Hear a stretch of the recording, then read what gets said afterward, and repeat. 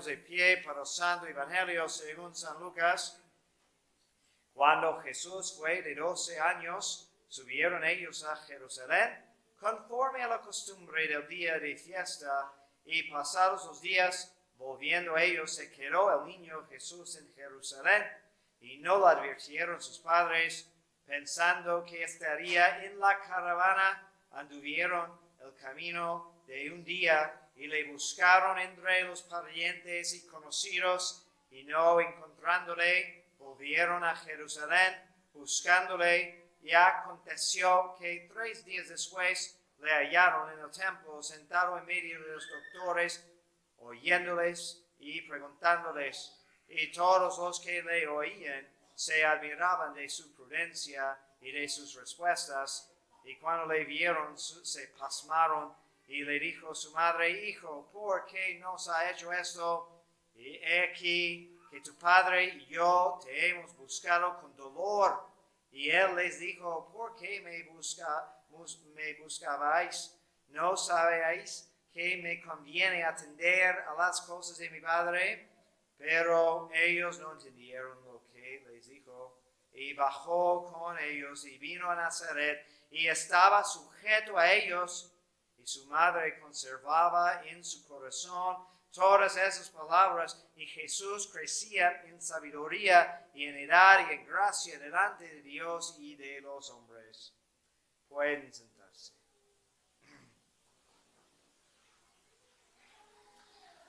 Haz que nos instruyamos con los ejemplos de tu santa familia. En el nombre del Padre, del Hijo y del Espíritu Santo. Amén.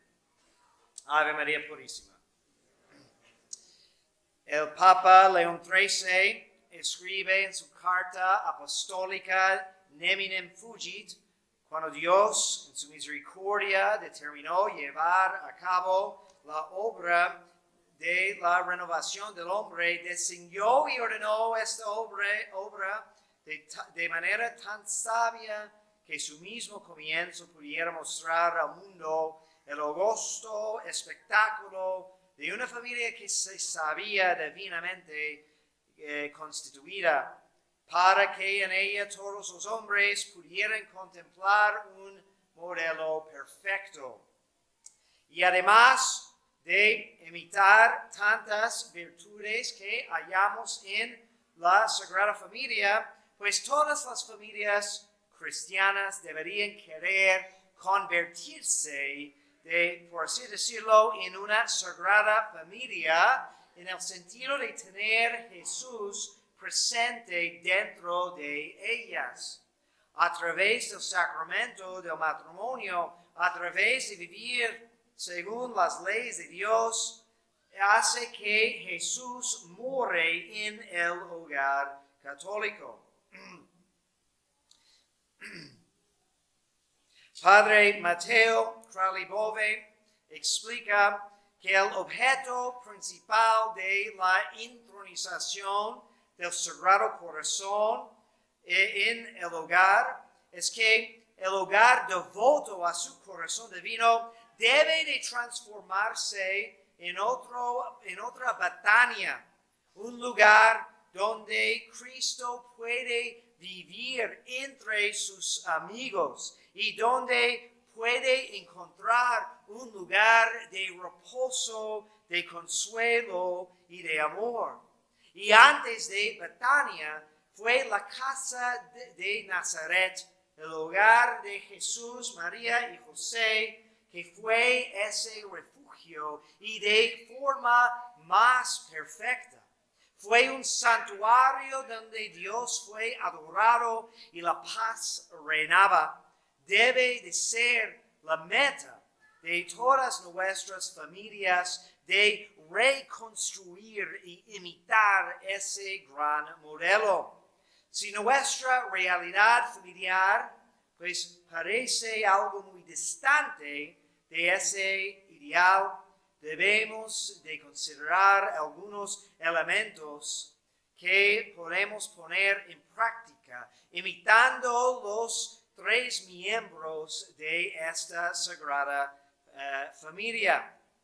Empezando en orden ascendiente, consideremos primero San José, que aunque era el menos santo, por así decirlo, aunque sí muy santo, fue constituido la cabeza de esta familia. Y San José, por ende, es modelo para todo padre cristiano. Primero vemos su liderazgo, aunque en gracia, pues los otros dos fueron sus superiores. Dios dispuso que él fuera el líder de esta familia y aceptó la responsabilidad. Dios dispone lo mismo con las familias cristianas, que el papá asuma su rol y responsabilidad. Aunque su esposa sea más santa, él es llamado por Dios de ser la cabeza. Para hacerlo, tiene que estar presente, tiene que estar involucrado con una fuerza madura, prudente y confiada, implorándole a Dios siempre que lo pueda desempeñar según su voluntad. Sabía que para cumplir esa voluntad, San José sabía que necesitaba recurrir a Dios, obviamente. Entonces, llevó en este evangelio, es él que lleva a su familia a cumplir con sus deberes en el templo de Jerusalén. No fue su esposa que lo llevó renegado, sino él que mandó que fueran. Y no solamente una vez, sino que todos los años, las 3 veces por año que tenía que hacer todo varón judío en ese tiempo. Así debe de ser con cada padre de familia. También San José fue silencioso y servicial y pronto para obedecer al Señor. Mostraba esa hombría enfrentando los retos sin miedo. Por ejemplo, cuando Dios mandó que huyera a otro país, no cuestionaba ni dudaba, sino actuó con confianza y autoridad. ¿Cuánto nos hace falta en estos tiempos hombres de esta calidad, esposos y padres de familia según el corazón de San José? Luego la Santísima Virgen, llena de toda gracia y santidad, entre muchas otras cosas, nos muestra la importancia para la familia de humildad y pureza. Siendo la reina del cielo y la madre de Dios, aceptó humildemente su rol como esposa y estaba contenta de vivir en pobreza y olvido.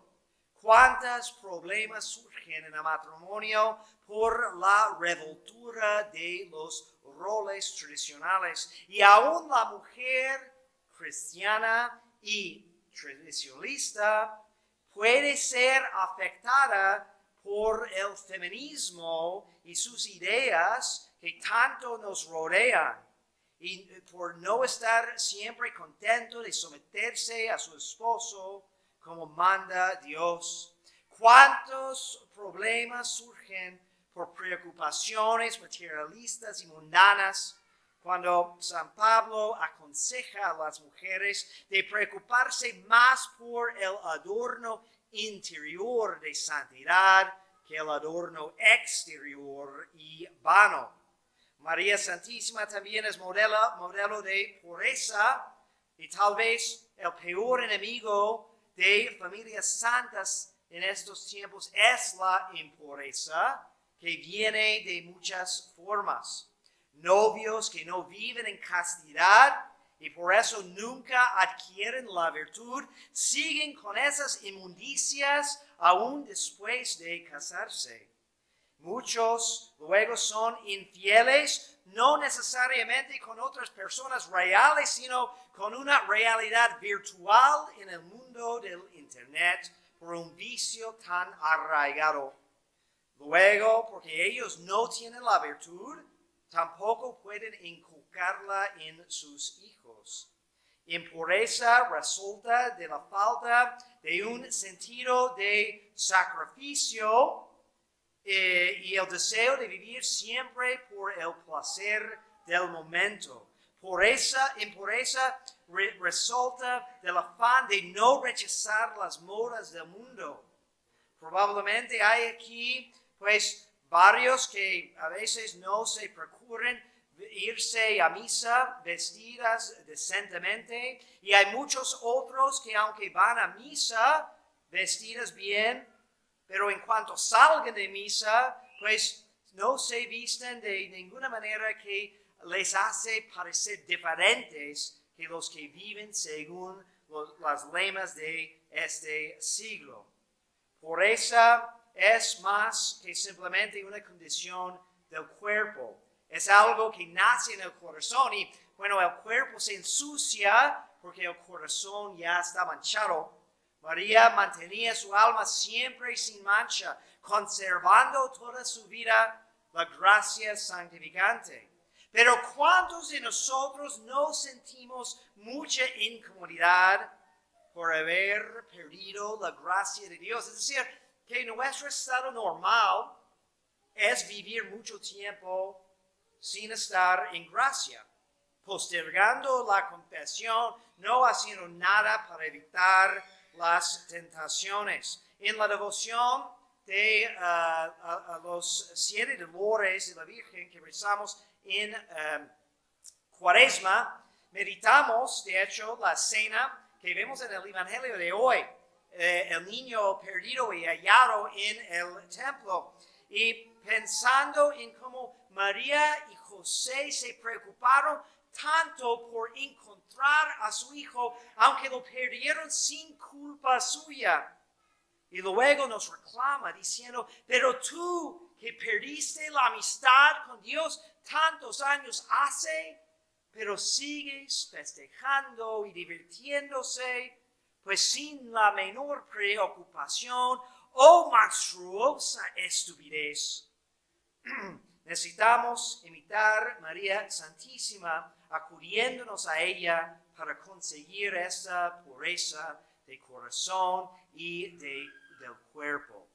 Finalmente, cuando consideramos a nuestro Señor, el niño Dios, obviamente no hay ninguna virtud que Jesús no nos puede enseñar y que no tenía a su grado perfecto. Pero en el contexto de la Sagrada Familia, lo que podemos intentar aplicar en nuestras familias, quiero considerar primero lo que estaba haciendo cuando sus papás lo encontraron.